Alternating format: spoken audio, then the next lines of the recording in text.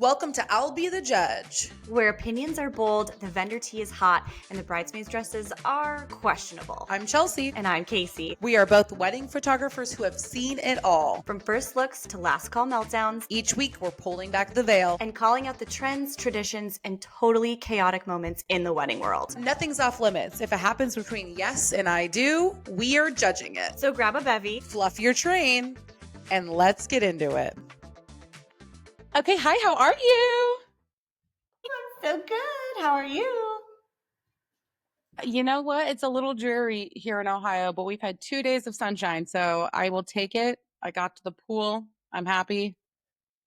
That's going to be me later today. I can't wait, except I have no idea what the weather's going to be like today. I'm a little bit nervous to even look it up. It's sort of like wedding weekends when I know that there's rain coming. I just avoid it at all costs. And I know that it's heating up here. Yesterday, I think was 96 and I had to work outside. Mind you, where I was working, they had misters. Do you guys have misters in Ohio? I'm thinking no. Not even a little bit. Not even a little bit. The things that sprinkle water. The only place we have misters in Ohio is at theme parks like Kings Island or Cedar Point. They have misters because you're waiting in line usually during the summer. But other than that, no misters here. But it's also like, need them here. Yeah, you need them there for sure. It's always hot. But do you have a wedding this weekend? Fucking hope not. No. No, I don't. This weekend is my weekend off, technically, and I feel like air quotes are needed because everybody knows that a weekend off is not really a weekend off. I'm working on that. Listen, I have no children. I have a dog. It's just little old me. So I don't mind working on my days off. It's really not that bad. However, I'm trying very hard because my June is nutso. I am traveling back and forth between Arizona and Canada to finish out my Canadian weddings there this summer, which I'm so excited for. Just got word that I'm going to be working with Carlo with Casa Amato, and I'm a huge fan. If anybody doesn't know who he is, I'm sure you all do. He is the sassy wedding planner. And he had texted me the other day saying that we were going to work together. So I'm really excited to see him and see all of my beautiful people back in Canada, but it is going to be a whirlwind because I'm also recording with you. We've got really, really, really exciting people coming on. I'm so stoked. Also just looked at our YouTube analytics and it's small, but we're getting there, which is so exciting. I'm just really glad. And you and I have had these conversations recently. I mean, we've had a lot of conversations recently, but it's just, we are getting messages, the sweetest messages from people in our DMs, emails, people reaching out saying that what we have to say and what we're speaking about is resonating with them, which is pretty much our top tier goal of this podcast. And it just feels like everything is just working out for this summer. We have a summer romance with our podcast, and I'm so excited to go deeper. Season 1, baby. I know. I'm like, okay, we might need to close our guest books because season 1's going to be like Grey's Anatomy length season 1, which nobody wants. So we gotta, you got to know how to end a show on a high, and Grey's Anatomy is not it. They're still going on season 29 or something. I don't even know, but that's all right. Listen, though, I'm a huge fan of Grey's. So if it's anything like Grey's, I'm happy about it. And I hope that it is. I mean, looking at our lineup, I feel like I'm just so excited. I feel like everybody has a really good attitude and everybody's excited to share. And everybody seems to be, everybody seems to be top of what they've been thinking about and ready to share those things and all the stories. I'm I don't know if anybody could tell, but the last episode, I didn't really speak much. I feel like I was just learning so much and I was so intertwined with everything that was being said. I was like, oh my God, I need to remember that I'm also hosting this podcast. It completely went out the door, but it was for a good cause.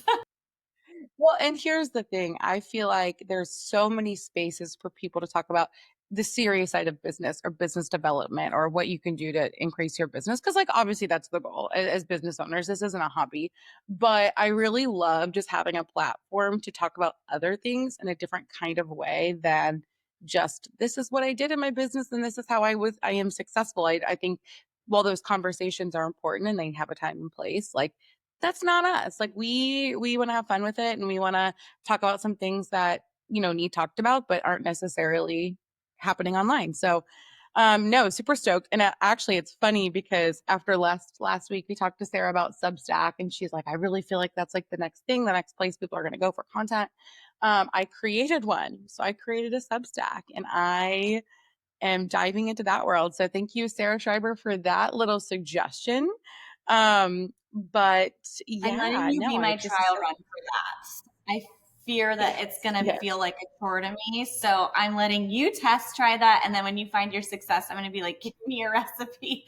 Let me see what you've done. But it sounds like it's going to be a good success for you. I feel like you are the person to get yourself familiar with that platform and that way of doing things. So, Casey, we've been talking a lot about AI and how to include that in our business and our chat GPTs, which we love. But I have been training mine to essentially operate as my VA. So I've been hacking the system and asking chat, like, hey, what do you need from me to become essentially my built-in VA? And they basically gave me like a whole list of things they need from me. I uploaded that to them, and then they're creating content calendars for me. He's exploring my brand identity and my ideal client. And I just feel like if you're not, this is a conversation for another day, but I just wanted to tell you how awesome mine was being lately, because I feel like if you're not using AI in your biz, you need to be. And I don't just mean for writing emails, I mean like full blown working as a VA essentially. Why not? I Outsourcing mean, tasks. yeah. And I'm excited because I feel like it's the next step. And I feel like if people choose not to use it in their businesses, it's going to end up hurting you in the long run. Interesting. Hot take, yay or nay? Okay, so Casey, today we are talking about the dreaded or not so dreaded styled shoot. I like to call them editorials because it sounds better. And this has been a hot topic in our industry, especially for photographers, and actually I think planner designers. But it's a conversation that I think needs a little bit more discussion and a platform, because I think that it's so nuanced. There's so many different parts of it. There's ways you can do it right, ways you can do it wrong. And today we are going to be having on Molly McCauley. She's a dear friend of mine. I've known her for about 5 years. Casey and I actually were with her was that February or March that we were in Santa Barbara? March. It was March. Oh my gosh, my brain. All right. Well, me and Casey were in Santa Barbara with Molly in March for the Kinetic Experiences um, event, and we connected with her there. I've known her, again, like I said, for quite some time, but Casey, you got to meet her there, which was so fun. We went on a sailboat together and drank Prosecco and did karaoke at 3 o'clock in the morning. So this is going to be, actually, I think it was not 3 o'clock in the morning. I think it was like 12, but my I think body, so my body too. told me it was 3 o'clock. Your 3 o'clock in the morning, your OG time zone. It was probably 3 o'clock in the morning, but I think you're right. I think it was about 12. Yeah, but you know what? East Coast time. So, but I want to give a little bit of an intro. Molly is an amazing photographer with over 16 years behind the camera. Molly McCauley is a seasoned photographer known for her refined eye and spontaneous spirit. Her work blends an artist sensibility with a background in fashion and art design, creating timeless portraits that resonate deeply. Molly holds a master's in fine art photography and has been featured in top publications for her distinctive editorial meets emotional approach. She's not only a celebrated photographer, but she's also the founder of Make Pretty Workshops, a creative space for editorial shoots and photographer education. Whether she's behind the camera or leading a conversation, Molly brings a calm, thoughtful energy that makes you feel seen, supported, and inspired.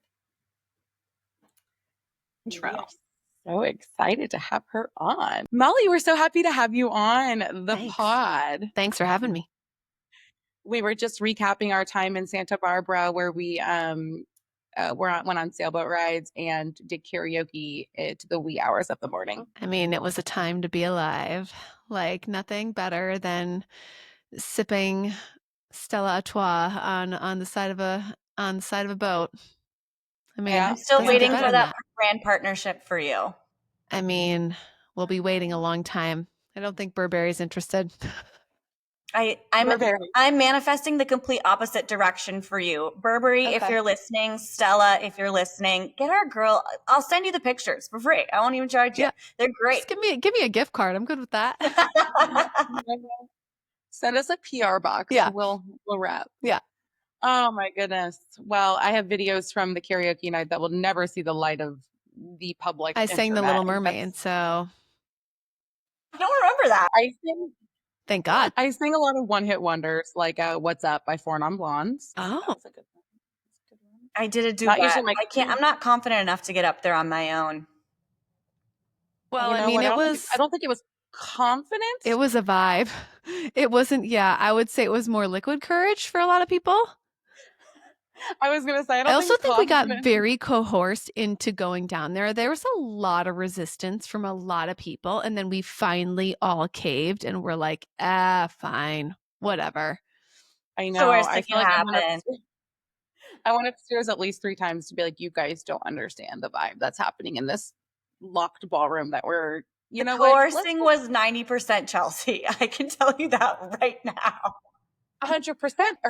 Belmont hates to see a Chelsea coming her way. Well, It's Okay. really Oh my goodness. Well, Molly, before you popped on, we were talking about how the concept of styled shoots, or I like to call them editorials, um, can be very controversial. So I'm curious. So we were telling our audience that you not only are an amazing photographer, but you host Make Pretty workshops, which is you guys, I've seen what Molly has produced with these, and they are by far and away fantastically produced. Is beautiful. fantastically a word? I don't know. I don't care. Very well produced. And so I feel like you have such an insight on creating them, producing them, and then also marketing them really well. And just we're super stoked to hear what you have to say. well, and you know I'm pretty opinionated, so that really Love it. works. And I think it's funny because everybody has their own word for them, but I truly do think that styled shoot is different than an editorial. An editorial is different than a workshop. And one of the things that I like to really focus on, especially on mine, is that they are workshops. So when people come to mine, they are getting hands-on instruction if they want it. And there it is a lot of like in-person, tangible learning. And I get really irritated when styled shoots call themselves workshops, because if there is no instruction with it, you're a styled shoot, and that's fine. And I think we just need to know what we're getting into. And I think the reason why so many things get a bad rap is because they're misrepresented. So as long as people are upfront about what they are offering, a content day, there's nothing wrong with a content day. If you're going to have 12 different stations and we're just going through and getting those hero shots, great. That is a price point that is really, really tangible and available to somebody who's not going to have the same money to invest in an editorial or to invest in a workshop. So for me, I think they all serve a purpose. I'm not like anti anything. I'm anti misrepresentation, which then gives us all a bad name. And yeah, I mean, coming out hot.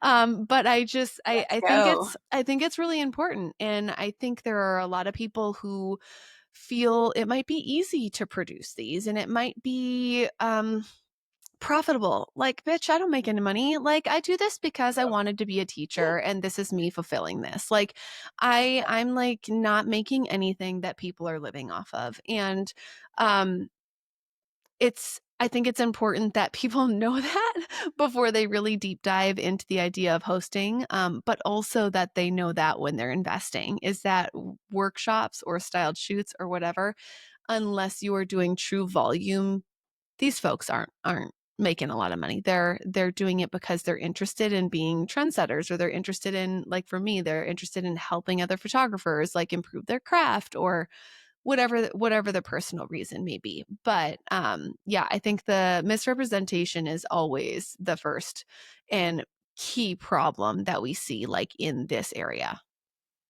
100%. And I think it makes it so hard for people to know where to invest and to know who to invest with. Because and that I think the concept of education within the wedding industry is a different conversation on its own. But with it being so inconsistent and like I love what you said, misrepresented. I think it's so hard and scary, especially newer photographers who are potentially still building their portfolio, or even established photographers who are like, okay, I've done this level of wedding for this long. We need some fresher content to go to. this level of wedding. I hosted one workshop one time. It was I the remember. hardest thing I've ever done. Hardest thing I've ever done in my life. Negative dollars. There's Yeah. no money to Yep. be made, which is not why I did it. It's a learning experience. It's a learn. And then I am proud of what I produce for my attendees, and I'll have people that I haven't seen in a while. I'll see at a networking event and they'll be like, "Oh my gosh, when is your next one? Or when are you hosting another one?" Fucking never. Call Molly. I'll take all your stray children. Great. I am So sending I'm them. so lucky to have people like you, and I say this for a lot of career paths, more so like doctors and anybody having to deal with like blood and guts and gore for frontline workers, things like that, people wiping butts. Thank God there is people like you two out here doing, all of this work, because I do not have the capacity not only to plan and run and execute, but also the education along the way. People asking me questions, I have very little patience for teaching things. So it's really great. And I encourage, I loved everything that you were saying about starting straight off, Molly, with the education portion, because I feel like this is a conversation I'm having more today with other vendors, is especially with couples in the industry and when working with them, a lot of the questions that they have, obviously for us, we hear these questions and we're like, well, no shit, because we've been doing this forever. This is not our first rodeo. But for Yeah. them, this is the first time potentially the first time that they're doing this. So their questions are genuine questions.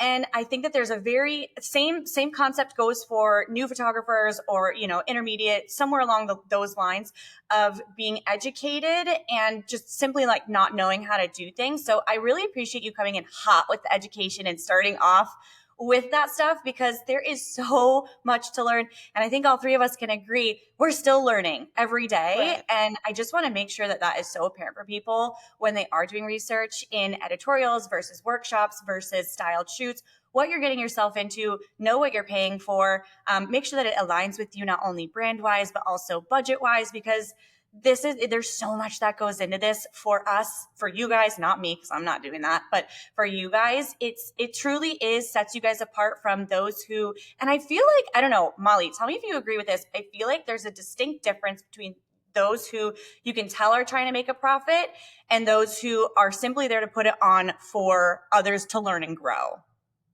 Yeah, I think so. And I don't think there's anyone out here maliciously trying to take anyone's money. I think there are people who have are very good at marketing. And I think that makes them money, and it builds them an audience, and naturally as your audience grows you're going to continue to sell because it's just the way it goes. But what to your point on the other bit is that, like, even when I do a workshop like this, I had a workshop on Tuesday in New York, and I have people of all levels coming. And the reason why I'm mentioning this is because I am the person who will also go to a workshop. I am the person who will also go to an editorial because I get bored very easily. And if I get stagnant in my work, I'm doing a disservice to my clients. So for me, like you said, in the sense of always learning, I always look at these opportunities. I think people like talk down on this and that it's for beginners. It's for everybody. If you're not shooting creative work, you're doing yourself a disservice as an artist, which means, like, who knows what you're leaving on the table for your business. Like, it to me, like, improving my craft is always a plus. Yeah, but I also just think this is the place to experiment. I think it's irresponsible to experiment on a wedding day, and I know that there are people who will disagree with me. I think get the safe shot, and if you're going to try something on a wedding day, sure, but like we're not testing out like new cameras on a wedding day. We're testing them out like on our own time, and if we know that we need to push the boundaries on what we're doing because we get so looped into our comfort zone of posing or whatever it is, or shooting things the exact same way or the same sequence or whatever, like, this is the space to break that habit. This is the space to introduce something new. So to your point earlier, I think they're for every level. But that said, also, I think the workshops or editorials that I think are going to attract a higher level a professional are going to be the ones that are more intimate. They're going to be the ones that probably are going to be a higher investment because that means they're getting more for their money, whether that means that's a full build out, or maybe it's 3 days and there's an education day, or there's a portfolio review day, or like whatever that is. It might be a more well-rounded experience, where these larger productions, they're still going to have beautiful design. They're still going to have this, but you're not going to get the one-on-one attention. You're going to be shooting under armpits and over elbows and ducking and diving and doing the whole thing. Maybe I even know. getting elbowed. Yeah, I know myself and I know my personality, and I know that whatever situation I'm in, I'll get what I need. But there are not a lot of people like that. And there are not a lot of strong personalities, or let's just say, even if it's like not a strong personality, a lot of people like are like, oh, am I in your way or whatever? I'm like, no, I'm going to go get my shot and then I'm going to get out of the way. Like that's how I approach it. Because if I'm in a workshop or an editorial of 30 people, I know that I'm going to have to produce some unique content. And knowing that 30 other people are going to have the exact same shots as me is not appealing. So for me, like that's an automatic no, because I'm not going to invest in content that my competitors might have or whatever. Like especially if it's a regional workshop, like Casey, you literally just had if I a know, crash yeah. out about this the other day. She was like, I'm not doing that with 20 other people. And I was like, Yeah, because why? 100%. You're doing yourself a disservice. This is why I've done one-on-one workshops with people. It's literally why I did 3 editorials for myself when I did my rebrand in 2020, so that no one would have the content, but it was at the level that I wanted to shoot. And similarly to your point, like I have a background in wedding planning. Like I've worked in LA and in like Hollywood and like in different production settings. Like, so for me, this is So like a little cool. bit of the thrill. Like part of it, as chaotic as it is, I'm slightly comfortable in chaos. So I find that my personality thrives in this type of setting. And because I have my master's in fine art photography, I got that to teach. I was originally going down the route of collegiate professor. That's when my business started, and that's what thwarted that. So for me, I've had my master's for 13 years, and I had to figure out a way to incorporate the teaching part because it's innately been a part of my DNA.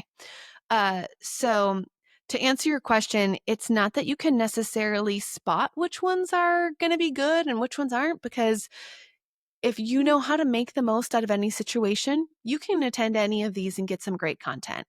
But if I were looking for some guidance, I would want to make sure I'm in a group that is looking to nurture that. And that looks like smaller numbers and somebody who cares about you developing as an artist, not just a number in their ticket sales. I agree on the intimacy 110%. Like Chelsea was saying, we were just talking about that. Anytime, and my ego is not big enough to be like, I'll never attend one of those. I don't think that I'm the best of the best. I'd obviously like to be there for myself and my journey one day. Same with you two as well, I'm sure. I just did a styled shoot. When was that, Chelsea? 2 days ago? It was amazing. I was the lead photographer. It was a small team. There was only one of me, one videographer, all these things. Videographer. We were having that chat the other day as well. I think I'm saying that wrong and I need to get it through my We're head. fixing it. I've been practicing. No, there was one videographer, and it was interesting because as we were doing the flat lay, we had all day to ourselves, which I haven't done when it's so long. So it was so refreshing for me. And I remember saying to her, oh my gosh, we forgot the flowers. Like we had set this whole thing up. We were battling the wind. It was hot outside. And she looked at me. She's also like due for her baby in like 6 weeks. So she's I was going to say She's lumpy. in it. She's not lumpy. She's beautiful. She's in it. She's like ready to go. And I'm like, oh my gosh, we forgot the flowers. Like we have to redo this whole thing. And she looked at me. She goes, it is okay. If there's one thing we have, it is time. And I was like, you are so right, sister. So she went and got it. We played around some more. It was so fun. I got to try so many things that I've been wanting to try. I got to do the traditional things, like you said. And then I got to do all the other things. And I'm like, I wonder what that would be is this cool? No, I hate that. It was so much fun. But how powerful to have had that space to find out what you like, that then on a wedding day, now you can execute in such a more proficient way than having to guess. Yes, absolutely. It's the same for when working with models. Like I always tell my attendees, yeah, we're shooting models. I try to get real couples so that they do have that chemistry, but we are still working with professionals because they innately know how to move their body. So they're teaching you what looks good, and they are moving their body so that you're learning that that S curve is really flattering on nearly every shape of woman. And now you have that strength and confidence to look back at those images that really align and that work. Like when you say those flat lays, maybe you like one of the ones that was more angular that doesn't have flowers. Like it's a cleaner, crisper shot of the paper goods. Like now you know that you're like, hey, I'm going to set this up first without flowers and then add the flowers in. Or for me, I know I'm taking paper good homes after a wedding. I'm not shooting them on a wedding day because I don't get Always. enough. I don't get enough Always. time to play, Uh-uh. and I don't like that stress. So for me, it's like the opportunity that you now have because you put yourself in that position to know what you want to try on a wedding day or in a future situation where you're being asked to be creative on demand. This is the creativity library and bank that you are storing to be better for your clients. Can we just like give that a pause for a moment? Because I've never thought of it to myself as you're being creative on demand and also under an insurmountable amount of pressure, especially at a certain investment level. I mean, I think that there's different tiers, right, in any category. But when you are being paid a certain amount and a certain investment level, they're paying you for your art and your creativity, not just coming up, showing up, taking photos, going home.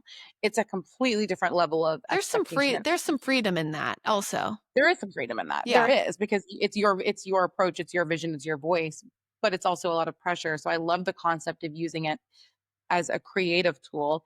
I guess my question for you is, there's a lot of controversy surrounding the use or the leveraging of styled shoot material or Absolutely. editorial material. And so my question for you, in your opinion, is, so there's a couple things that people say, right? Number one, they say, well, that's on a real wedding day. You can't perform like that. How do you know that you can perform like that on a real wedding day? Those of us with 10 years of experience, we know what we're doing. But I think that the begs the question of newer people coming in and shooting amazing content, but maybe not necessarily having the level of experience to back that up on a wedding day. What are your thoughts around that? So my thoughts have changed. I used to be, um, and this is even when I was attending editorials or style shoots or workshops. Like even in my first like 5 to 7 years of being a wedding photographer, when I was going to creative outlets and like playing all that stuff, I would never share it. I would never share it because to me, I thought it was disingenuous to my business, and I thought it was misleading to the client and all that kind of stuff, whatever. And then one time I just like had an epiphany and I was like, that workshop was a shit show. That was complete chaos. I produced under pressure.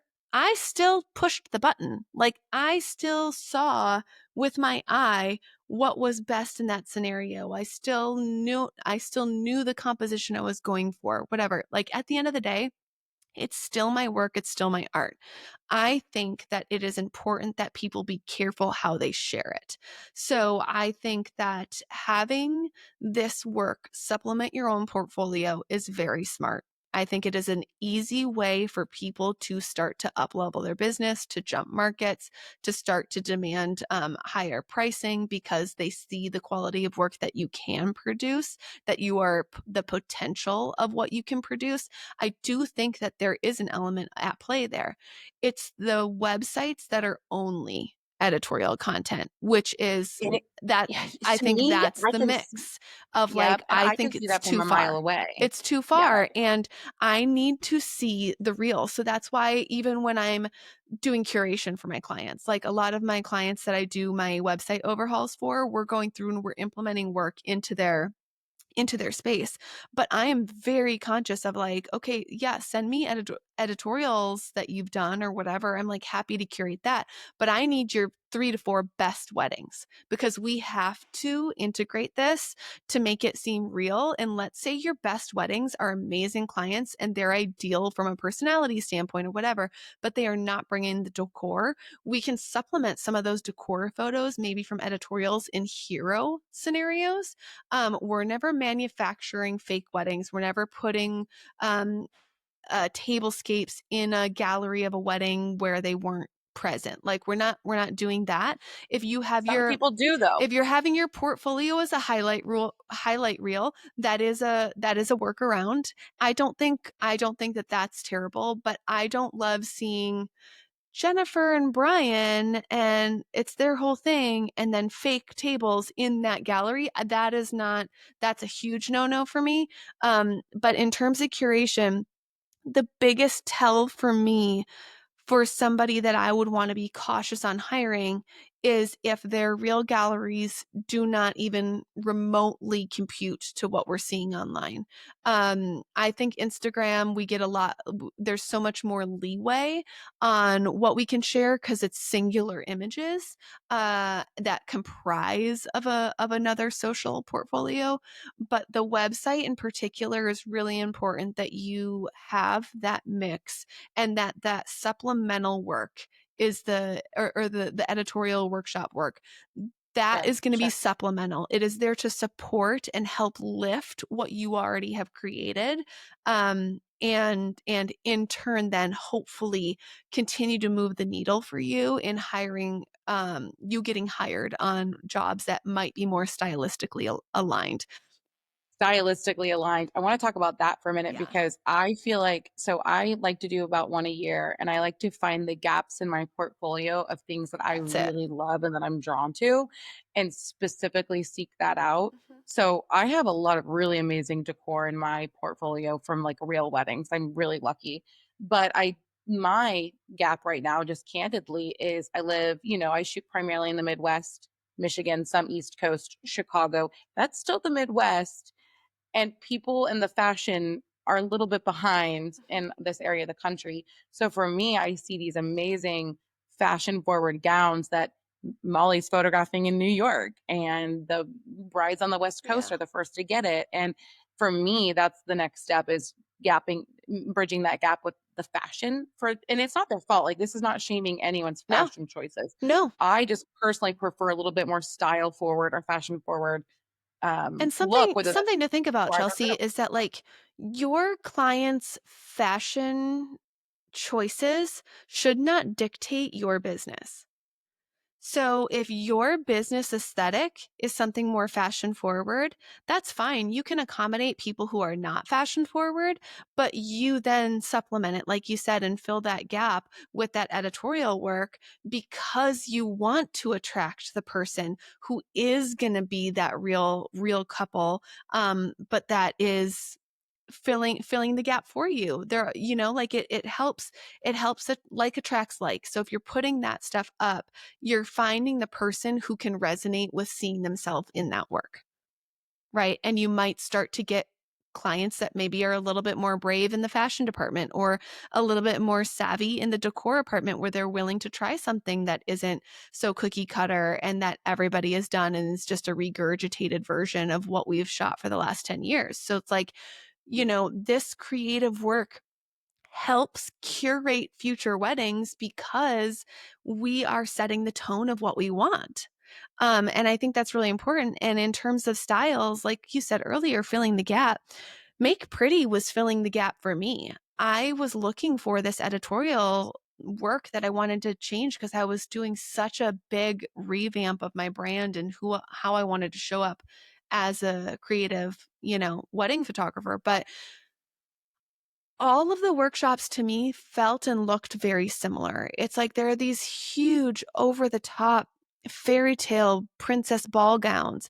That's not me. I want the sexy girl, like the sex pot. Like I want, like when I see, or when I think about my style, it's like I lived in London for a while, worked in fashion there. Like it's a vibe. It's an essence. I love that city. Like that is like, if I had to describe myself, but my personal style, like I love Scandinavian design. I love clean, sleek lines. So when I'm looking at my fashion and I'm looking at my like design elements that I'm bringing into stuff, I'm bringing in stuff I would want to shoot. And for me, that's how those 3 editorials that changed my career in terms of wedding photography. I'm not joking. Those 3 editorials launched my new site. I started charging double like what I was charging for weddings because I felt the most confident in my work that I ever had. It felt the most authentic to who I was as an artist. So I had no problem asking and warranting that money. So stylistically, I filled the gap there. Make Pretty filled that gap for me, but then also for others. They started resonating with it. So I am just one of many that people can invest in to get that diverse portfolio content. And there is such a space for these folks who have these romantic, like huge fairy tale weddings with the dripping florals and everything like that.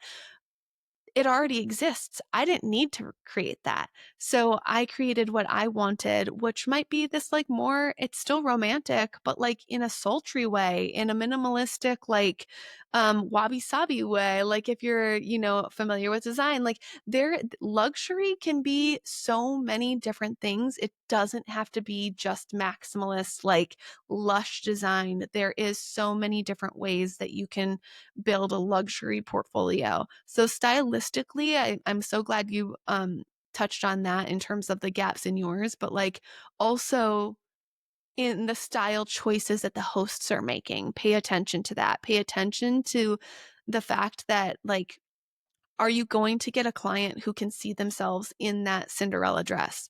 Or do you need something a little bit more attainable? So just pay attention to that when you're like looking at things too, or when you're looking to fill those gaps. How And big knowing of your the leap? brand Yeah, how big of the leap is it from what you have to what this one-off thing?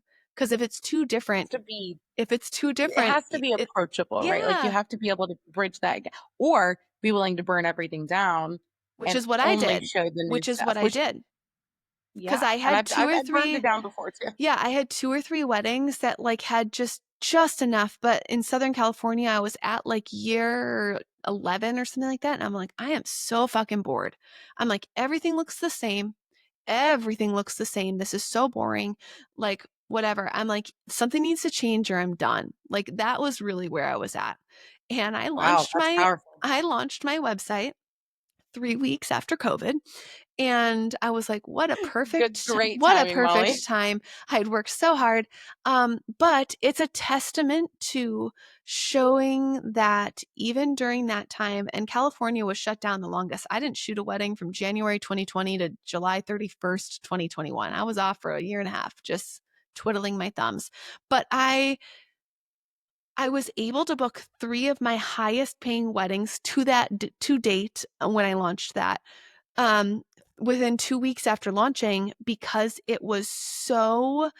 um, it was so apparent the direction I was going and people saw it and they saw that Your vision was crystal it clear. fit for a client. I even got on the phone with a planner once and I was like, I just want to talk to you. Like, I don't know if you've seen the update on the website. It's very different than what we've done before. I know I've worked with you before, but like, and she goes, no, that's exactly why they want you. It's a New York couple getting married in California and they want that. And I'm like, oh my God. So like it works. So Yeah. it's a testament to knowing and actually taking a hard look or having somebody put eyes on your work and say, hey, this is what you're missing. This is what you Audits. need. Friendly Yeah, audits. I'm this is somebody what who you is need. terrified of constructive criticism. I'm an Aquarius through and through, so I just cry about it later now. I've learned how to do That's all that right. because last year I did start making serious, concise, curated decisions. A lot of that has been Chelsea's helped me so much with that since us just becoming friends and doing everything, which is so nice. But I also encourage so many people all the time, you have to build your community. Chelsea can say whatever she wants about my stuff. And you know what? It's not even like she's super harsh about it. She knows how I am. Even if she didn't know how I was, she would still say it. And I'd be like, you know what? I know that I can trust her with her opinion on this. I'm telling her exactly where I want to go and what I want to do. And I have a couple friends who are like that, not just photographers. I would actually encourage people to make some other vendor friends, a florist, a planner. And you know, it doesn't need to be people that you want to work with, just people that you trust, because I'm like, I don't understand. There's a bridge. There's a gap in what I want, where I want to Too go. close to it. Tell me You're too close. exactly. And I'm looking at it Me all too. the time. And I'm like, I've redone my website 8 billion times. And it could just be small, simple things. Again, she tells it to me how it is. And it's so nice. I cry about it later. I'm just kidding. She's never made me cry, but she could, I'm sure, one day. But it's Yes. just, it's things like that where you do need to take a deep breath, take a step back, Yeah. ask some friends, hey, you know, these aren't correlating. Something's not. What do you think? Just, and take it with a grain of salt. Obviously, if you're a sensitive Sally like me, take it with a grain of salt. Try to pick something out that you can relate to and then move forward. Also, just because somebody tells you something doesn't mean you have to do it, but Right. it allows you to maybe just like, Perspective. it allows you, yeah, they could be the same eyes or same experience that your potential client is, you know? So it's like, it's just nice to be aware. It's nice to be aware of like what your work is actually communicating. And if it doesn't align with what you're hoping it is, making those tweaks or shifting with different work, or maybe it's maybe it's copy or whatever. Like there's just different ways that you can curate and refine to get in front of those people that you really And I want to book. and I think adding content and being creative with that content through these channels and these avenues that we're talking about is so important. I also think people, and I might ruffle a few feathers with this, but I don't understand Like, why. We mm, love it. Let me lean in. I don't understand why everyone's so secretive about it. Like, can we be transparent? Can we be transparent that we have interest in maintaining our skill, and we have interest in learning, and that we're forever learners, and that we want, maybe sometimes that like we just need to go play dress up somewhere else. Like we need to not be in charge. We need to not be the person who's facilitating all this stuff. So it's like, that's why when I get these people who come to my workshops that have been in business for over 10 years, I'm always like, flattered, but also like, do you want me to shut up? Are you just here to shoot? Like you tell me what you need, because it could just be a play day for them, and that's fine. But it's like, I love when people can be posting BTS content on their stories and not feel like they have to be ashamed that they are out there investing in their business and themselves to be a better artist. Like, why are we writing captions trying to make it feel real? I'm sorry. Why are we Wanted to talk trying about to, what? And I call people out. I really will. And I am a we I'm love you for tough when it. it comes. I'm We do. tough. I have some hard rules. And everybody knows that while I will bend over backwards for anyone who comes to my workshops, or who is in my community, or if I'm doing something for them. Like I am an overproducer. Like I want to do the most for you. I will do that, but I have expectations of people, and part of that is decency and respect, and I will never understand trying to pass creative work off as your own if you didn't produce it. I will never understand trying to pass creative work off as a real event. Like I think there is nothing wrong with talking about the feelings maybe that, you know, something conjures, like if you're looking at it, but don't say this wedding was so beautiful when it's just don't. It's and I do think that's it's a younger business mentality. So if you're listening to this and you're newer in business and you've done it, this is not a shame game situation. It is just making you aware that the people who have been in the business long enough see it. And like You can spot it. they You spot can it. spot it. And the main thing that those people are working towards are booking higher end weddings.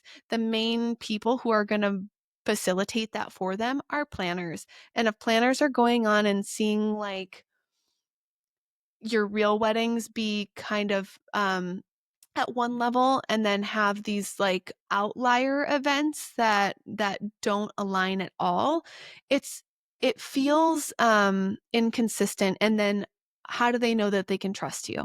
So I Well, just, it's a break in pattern. yeah, It's let's if just you're be scrolling, honest. it's like, yeah, yeah. Yeah. I completely agree. I think I just want to touch back on when you said people feel an embarrassment surrounding Yeah. this. I will completely admit that I have fallen into that. And it was the very Why last one though? I did. Like, I would love to know why. Yes. So I'll tell you, because I analyzed it myself. Like, why do I care so much that someone knows that I'm paying? I think because the concept of paying to shoot something in my brain, I get it now. It's for my creative outlet. It's for creative partnership. It's Yeah. to create work with people I want to work with in the future. Artists Da, are da, the da, only da. ones that do this though. Artists are the I know, only but ones that for do this whatever because I reason, have my friend my best friend who owns a dental practice. She pays to go to seminars, she pays to go to clinics, she pays to go to all these things to improve her business. And do you think anyone is questioning it? No, I want her to be using the most up-to-date technology when she's giving me my root continuing canal. Like, education. Yes. yes, do Yeah. all the things. So like for me, because art is subjective, I understand why like that is what it is because I think it's such a teeter on like, okay, if I show my hand here, if I show my cards, like someone's going to think I'm a fraud and then they're not going to hire me or whatever. Yeah. But I think I think it's a artists lot are of the that only ones that do this. self-doubting fear. Yeah. Yeah. 100%. Well, hopefully no fucks given at this point. No, no, no, no. I actually just I did some behind the scenes and then I also shot the editorial up in Rhode Island. I was kind of up-ish in your area, Up, Molly. I don't know sort of. that area confuses me Yeah, honestly. no, it's But all the I same. was okay. I was up there and I have been so proud to have been a part of that. Yeah. And I'm very clear, like this is an editorial, but look how fucking gorgeous it is. Yeah. And look at these really cool things that we were able to do It's the as a same, creative team. yeah, it's the same reason too why on my wedding page I show my New York Bridal Fashion Week content because my brides are fashion forward. My brides care about having multiple looks. They care about all that stuff. So the fact that their wedding photographer is shooting some of the largest brands runways or shows or even if it's just like an in-person like detail and it's a presentation or whatever, like they don't know the difference. The fact that I'm there, that holds weight. But again, even if I'm not being brought in by a brand, I'm going for myself because again, this fuels me. It's creative, it's fun, it's wild, it's chaos, but it also is fun. It's just I another want to way. come to I want to come to fall fashion week or bridal fashion week. I think that that's Casey going to does be too. on my like that's Get in line. I already talked to Molly about this. Get in line. I don't want Listen, to shoot it. I just want to attend. It's been on my, I've cleared out my entire fall schedule just for the odd chance that there's another spot. I'm ready. I'm ready to go. And it's like I so know. ingrained. It looks I so know. fun. And Molly, you don't even have to like, for me, you don't personally have to like sell it that hard. I've met you in person. I've seen your fashion. You are so educational. I love everything that you project into your work and just what you do is so awesome to me. So it's, yeah, I'm like, whatever you say, however much money you need from me, take it. I don't care who's my credit card. It just, yeah, Oh my it God, I seems love like you. such a fun thing. And I just, yeah, I think it would be such a cool opportunity just to like walk If around. fashion, yeah. Yeah. If fashion matters to your brand. And listen, fashion, I think a lot of people think that shooting New York Bridal Fashion Week is like another notch in the belt that they need to get to be luxury. That is not true. Shooting Bridal Fashion Week is something that you should have a genuine interest for. If you don't know the designers, if you don't know their style, if you don't know to what I feel like like it what's might the be point? overwhelming. Yeah, Well, and because I'll be honest. I just want to shoot it. I just want to go. I know. I actually think that would be great for you, I have Chelsea. Like no interest in shooting. I think not shooting and attending would be very fun. Like That's what I very want to do. fun and interesting. I will say though that it has become a beast of its own. So a lot of photographers, in my opinion, have ruined it because so many are coming because they think it's this thing where it's like, but why are you actually here? Like, are you thinking that this is that your clients care about this? Do you care about it? Do you think by coming here shooting, all of a sudden Bird is now going to hire you? Like, there's so much that goes into it that you have to just be ready for and willing and like know what the opportunities are and be ready to seize them. But also, you have to be educated on that space. And if your clients are not fashion forward, if that's not what you're looking for, like, don't go because you think it's like a requirement or a necessity because you think that's the next thing that makes me a luxury photographer. It doesn't, it just makes you in the way. Like, Unless it's brand aligned, then again, there's yes. a disconnect. It's not as palatable. Because Um, keep in mind that when you're RSVPing or when you're getting on these tickets or lists, your name is on there. So if you run around acting like an asshole, guess who's not getting invited again? So it's like it's just something. I know I'm going off on this, but it's um, okay. We need to hear. it's People its need to own hear. it's its own version, and because I think of it in a similar light as editorials and workshops, like it all Make blends sure for me. everything's brand aligned. Make sure everything's all aligned with the path that you want to go on. It's the combination of being aware of your brand and what you want for your future, as well as making sure that what it will or will not do for your business. Yeah. Obviously, everything typically comes with an investment of some sort. So just being aware of, again, and I feel like Molly's a great person, any higher up, I guess, from the level of where you're at.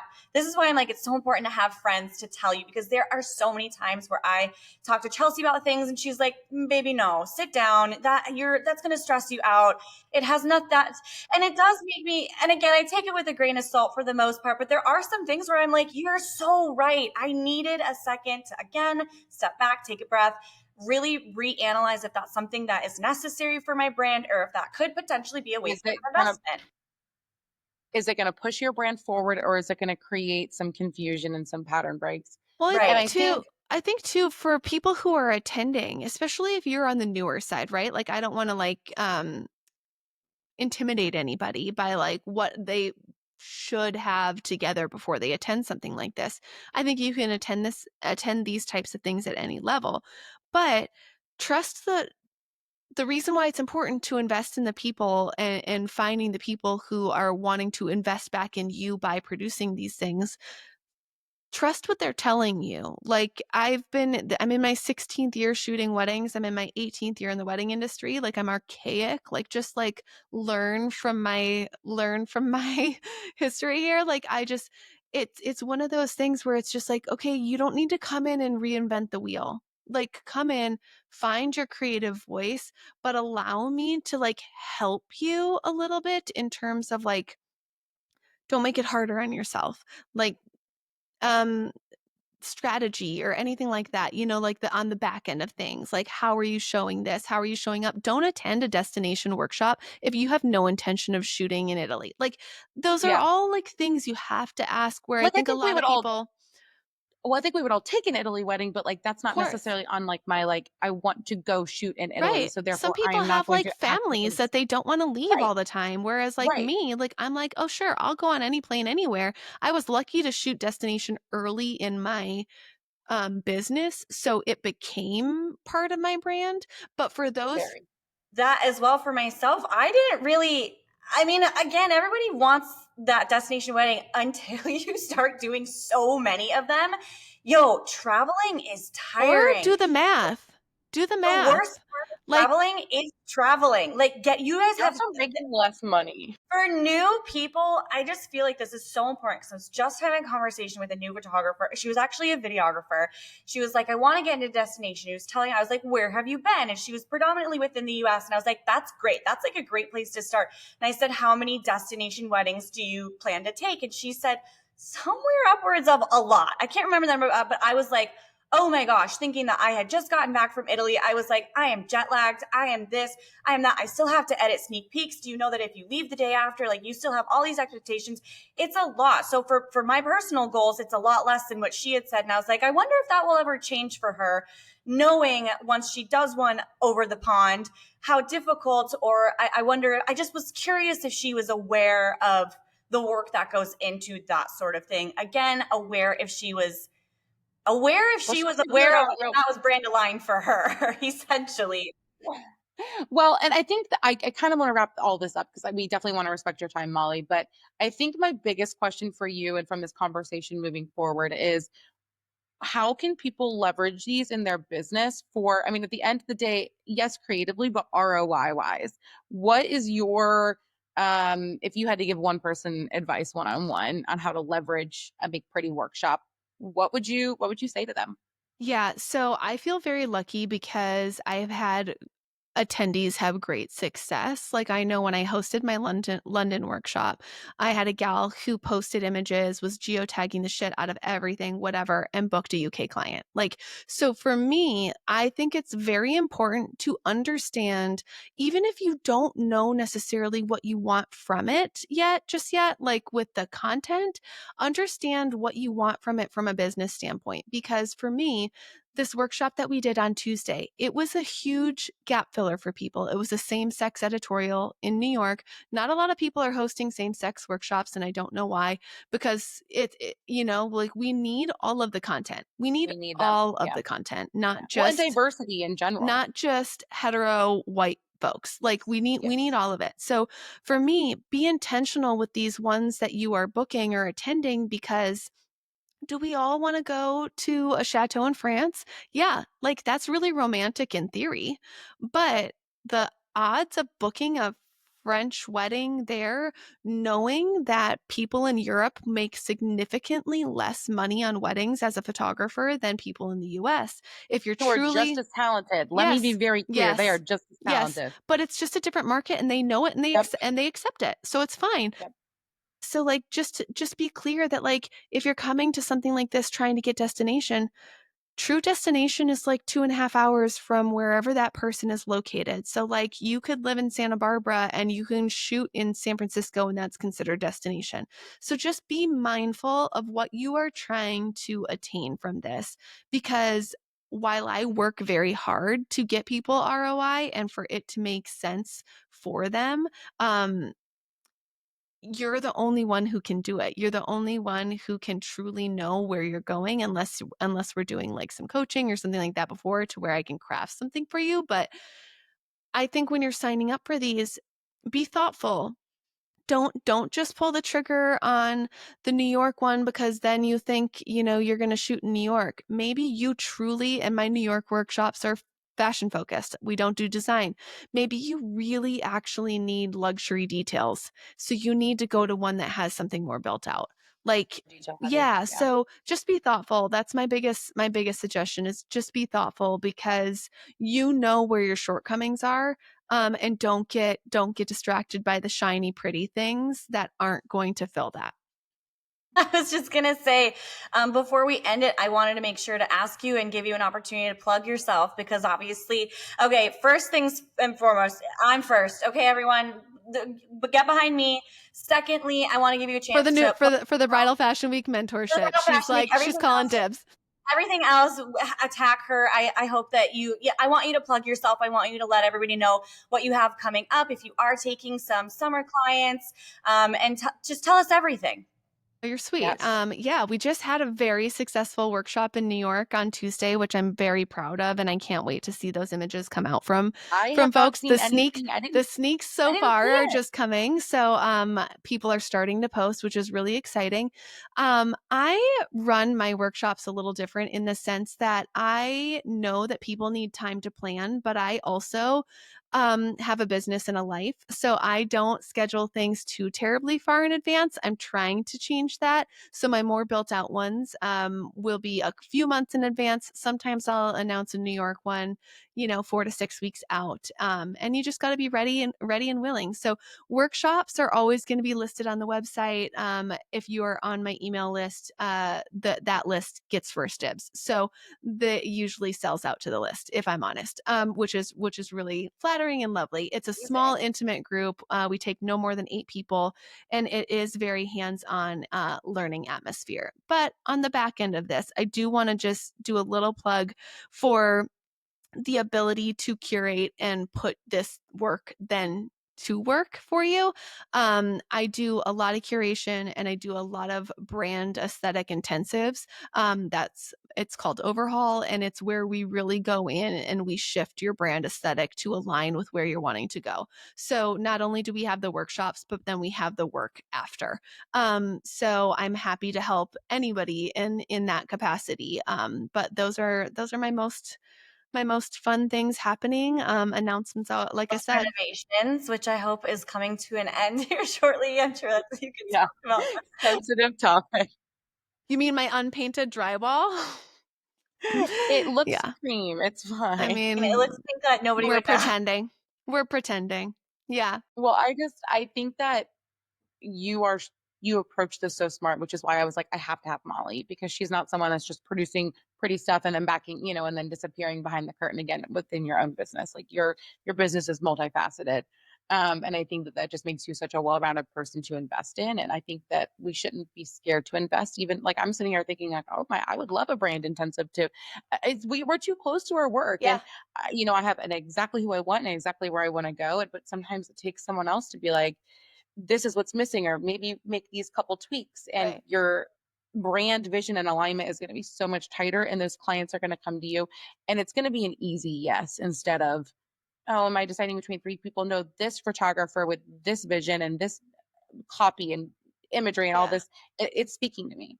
And I think that creating content can absolutely play a role in that. Yeah, absolutely. And I think it's important to understand who you're up against also, so that when you are creating this content, you're knowing how to put it together to stand out from the competition. And it's not like competition in a negative way. It's just like we're losing weddings, we're losing them to somebody. Who are we losing them to? How can we make our visual presence more appealing? Like, how can we make it like, oh, this is more interesting, this is whatever, like whatever the pull is, right? So that's always my focus on the back end of these editorials, is just really making sure that, and that's to answer your question before, Chelsea, about ROI, is just like really making sure that the images then go to work for you. So yeah. True. Come say I feel hi. like it's a great place to end. I know. Come say hi to me if you're considering this. I'm happy to talk you in or out of my own workshops and any offer, really. But I really do love this part of this business, the creative production and actual like creative side of things. Because let's face it, if we're not, in the 1% of wedding photographers that are getting all of these amazing styled things that real weddings that everybody aspires to, we're not getting those. We have to figure out how we can get like the next level or whatever. And that takes play and it takes work. But yeah, I'm happy to help fill that gap for anybody. Yay. Well, we will definitely put in the description links to all of your content, all of your potential ways to Thanks. contact you, because I just feel like, Casey and I are both really passionate about helping the community. Like we really, really are. That's really important to us. We want, because when everyone else grows, we grow. So we cannot thank you enough. And it was so good to see you. Thanks for having me. Barbara. Thanks for having me. I hope I get to see you guys in real life soon. You will. I'm definitely going to try to come in this fall. Whether I'm there for you or me, you'll see me peeking in the back. She's like, bitch, I'm gonna sneak in. I'm gonna come find you. I part of me is like, I literally even already said to her, I'm like, I don't know that you need me. Like, I don't know that you need me. I think okay, you can go on your own. That's it. I just want a girls' weekend in New York. Truly. But listen, girls' weekend in New York, it's too much. It's too much. Happy to see you all in New York in October. All right, you guys. Well, thank you so much. And this was so fun. Thanks for Ditto, ditto, ditto. Thanks, Molly. Bye. Bye, Molly.